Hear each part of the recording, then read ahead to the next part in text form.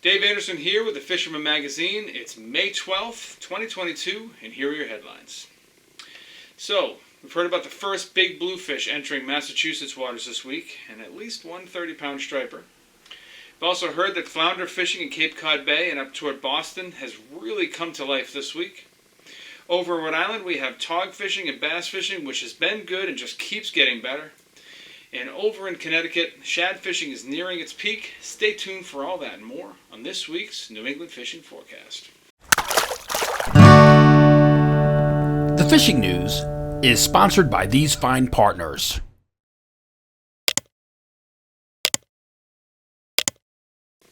So before we begin, I got a couple newsy items I want to cover. Of course, the first one is the giveaway, which again is going to be a Gibbs GT jointed trawler, a copy. I'm going to make it, not this one. This one's not mine. But I'm going to make that, and going to give it to the best photo that I get. I have to say, for the fishing being as good as it's been lately, the photos have been coming in at kind of a trickle. So there's no clear winner, and you've got a really good shot at winning. So get those into me at danderson@thefisherman.com.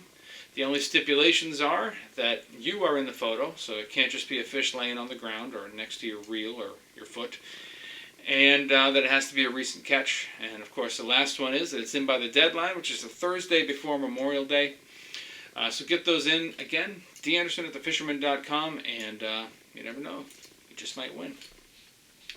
Something else you may have heard is that the ASMFC voted to accept Amendment 7 of the Striped Bass Management Plan.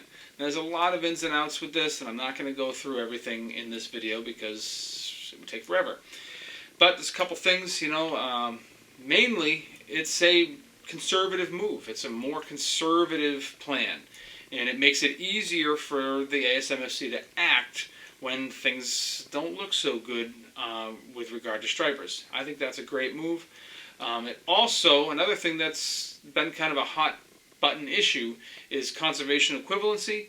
And now, with this new plan, conservation equivalency is off the table if overfishing is occurring. And right now, overfishing is occurring, so they will be managed sort of coast-wide until that's fixed. I also think that's a good move. And I'm really hoping that this all works out. So let's keep our fingers crossed on that. Another cool thing that's coming up this weekend that you may want to know about is that there's a total lunar eclipse on Sunday night. Well, technically Monday morning, because it's not going to be the umbra doesn't occur until just after midnight. But I'm kind of thinking of this as a bonus new moon night. It's going to be dark for most of the night because of the Earth's shadow crossing the moon. You'll be fishing under like a copper or red moon, which is kind of cool. And I don't know. I got a good feeling about it. I think the fishing might pick up for stripers that night, and I'm planning on testing that theory out. Love to hear from you if you test it out too. Maybe we'll learn something. So let's see what happens with that. But I thought that was cool. Even if you just go out with your daughter or son just to check it out, it's one of those things you only see it a couple times a year, and it is pretty cool. And that's those are your headlines. Those are your news items for the week. For more than 20 years, anglers everywhere have come to know one thing: that nothing says no to fish bites. So let's start things off in Massachusetts and points north. And the first thing I've been hearing is just really good largemouth bass fishing. And even, really across Massachusetts and also Maine. Contributing author Jesse Hall, or Swimbait Stud on Instagram, if you want to check him out, has been putting on a show over the last couple of weeks, put up a lot of 5 and 6 pound fish on swim baits. And we were just talking yesterday about what his next article is going to be, and I'm kind of pushing him to try to do, sort of the ins and outs of glide bait fishing. So we'll see where he ends up with that, but that's our plan.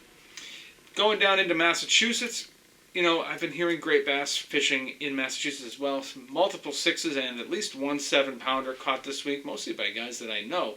And, I feel like I'm being pulled in 2 different directions right now because I really want to just focus on stripers, but these guys are making it really hard for me not to go out and try to catch another big largemouth, especially since my season started good and kind of fizzled. So, I don't know. I might be dusting off the swim bait rod for for a couple more trips. We'll have to see how that goes. But needless to say, that's been very good. Also, hearing that the trout fishing continues to be awesome. I know that the stocking trucks are still on the roll, and things are still looking good from the Cape all the way to interior Massachusetts.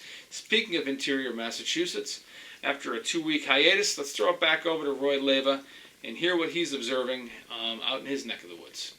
Hey Dave, it's been a couple weeks since I've checked in, and fishing continues to be good. With the warm spells coming in, it just increases and gets better every day.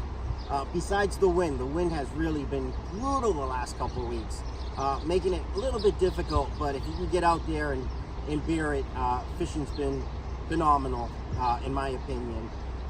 One of the biggest things this week is shad. The shad are truly coming into the Connecticut River pretty strong.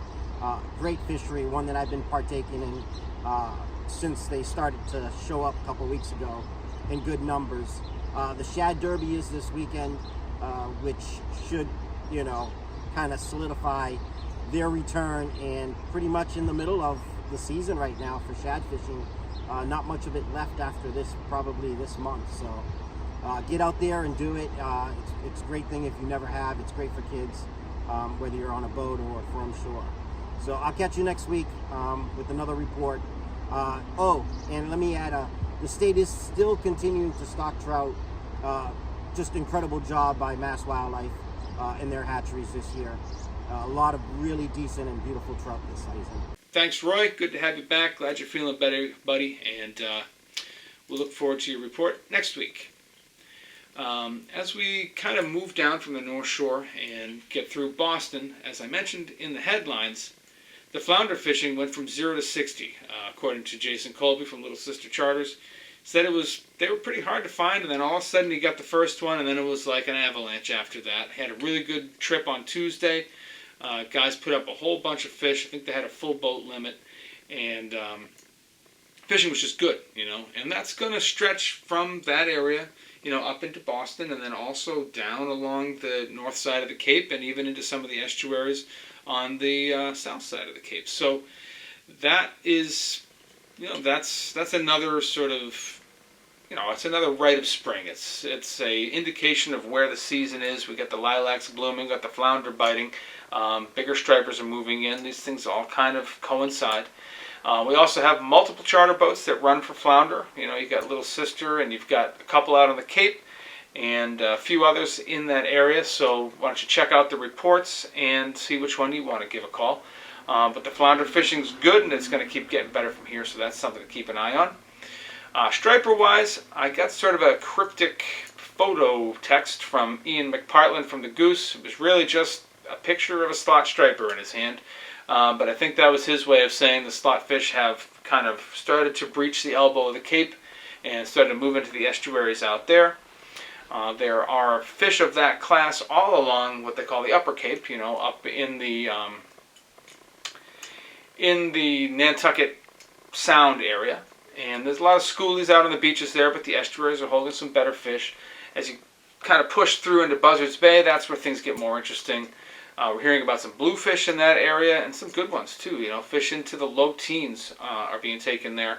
Heard about quite a few stripers in the teens and 20s with one confirmed 30-pounder. And inside the canal proper, still mostly schoolies, but some slot fish mixing in, and rumors of at least one fish pushing 40 inches taking down the west end, and I believe it. There's enough fish outside to think that they're there's a very good chance that at least one better fish is going to push into the canal, and we're only going to see more and more of those as time goes on. And I heard the same thing from East End Eddie this week. He said that he was on the road down in Kentucky, actually, but had been keeping in touch with his guys, and they had said the same thing. They had heard about a 40-inch fish taken in the west end, and fish to about 30 inches being taken on jigs also down the west end. So the canal is finally starting up. Tog fishing still looking good in Massachusetts. That's going to close, or is that going to change? I think it's going to change on June 1st. You still got a couple weeks of of the current limits, and guys are doing very well inside the canal. They're doing very well outside the canal, and it's starting to bleed out toward Woods Hole and the Elizabeth Islands now as well. And these fish, you're going to be able to find them shallow, so they're very susceptible to the jig right now. Things are looking good on that front, and that's a story that I have for you guys in Massachusetts this week.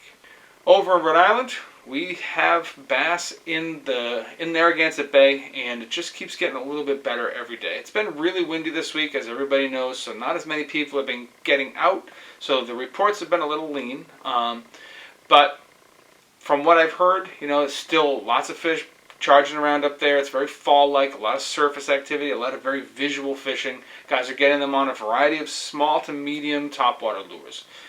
Small poppers, smaller spooks, maybe the 7-inch dock might be getting it done, top knock pencils, things like that, hydro pencils. Those things are all going to be getting eaten out there. Also, soft plastics are working well, little paddle tails or little white sluggos, things like that, maybe in like the 7-inch size. And guys are doing very well on the fly as well, when the wind allows it. So that's been a good thing. For the most part, it's been mostly on the western side of the western side of the bay. They haven't leaked through so much into Mount Hope. I guarantee you there are some fish up in there, and maybe some better concentrations further up the Taunton River. But the big concentration of fish seems to be over on that side and then heading up toward Providence. So you can hang your hat on that. Togging is looking very good as well. These fish just keep getting shallower and shallower. A friend of mine was out spearfishing the other day and got himself a fish over 10 pounds, and he said he was well within casting distance of the rocks, and that fish was in like 10 feet of water. So needless to say, that fish would have been susceptible to a jig or a rig. And shore guys are going to start getting more and more fish now, and boat guys are going to have to be fishing shallower and shallower. On the subject of bass and tog, let's now throw it over to Coral Aiello. She's going to give us a little rundown of what she's been observing over the last week up in the bay and around Rhode Island. Hey Dave, Coral here with the Rhode Island Fishing Report. Besides this wind, everything seems to be pretty much status quo. Lots of schoolies in the bay. They seem to be filtering their way slowly out front of Newport. Lots of fish in the 22-inch, 25-inch range, which is pretty good for this time of year. Usually we're used to catching micros. I personally have caught a few keeper-sized fish myself already, which is pretty early and could be one of my earliest times catching keepers. I know a few people who have actually caught overslots as well, so hopefully this is a good sign for the season to come. The tog are still biting, catching them in the bay as well as out front of Newport, and of course the squid bite has been absolutely phenomenal in Newport and surrounding areas. Thanks, Coral. Good to have you on board, and hopefully we'll see a lot more reports from you throughout the rest of the season. Thanks for providing the report. Another thing that people are getting excited about is fluke fishing, but so far I haven't heard a lot. The one bit of good news is that there's a ton of squid around right now. A lot of them are pushing into the breachways and showing up on the beaches, and they're out at Nebraska Shoal and all over the place, so that there's some fluke around, some are being caught, just haven't heard much about anyone getting an actual keeper. But the fact that there's a lot of squid around means that those fluke should show up within the next week or so, we hope, and things should start to sort of come into their own after that. The other thing, with all that squid running in shore like that, if you remember last year, we had this weeks on end in May of giant bluefish crashing the South County beaches. And the fuel for all that was just a really good run of squid. So I think we have a good shot at seeing that maybe happen again this year. I mean, bluefish are maybe the second hardest fish to predict in our waters behind weakfish, which is anybody's guess. But some years we see lots of bluefish, some years we see all small ones, some years you can't find one, and some years like last year we have a long run of big ones. So I'm hopeful that we'll see a repeat with all this squid, and now we just got to wait and see what happens.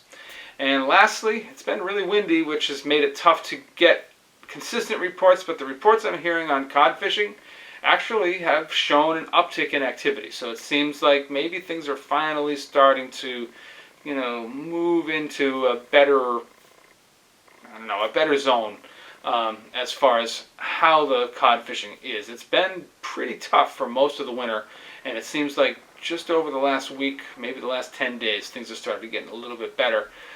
So that's something to get excited about as well. And that's what I have for you guys in Rhode Island this week. Over in Connecticut, bass fishing is also very good. It's just that time of year when you can catch bass just about anywhere. There is a divide in Connecticut, and that's pretty typical for this time of the year. If you want to catch bigger ones, you got to head way west. You got to, pretty much cross over into New York.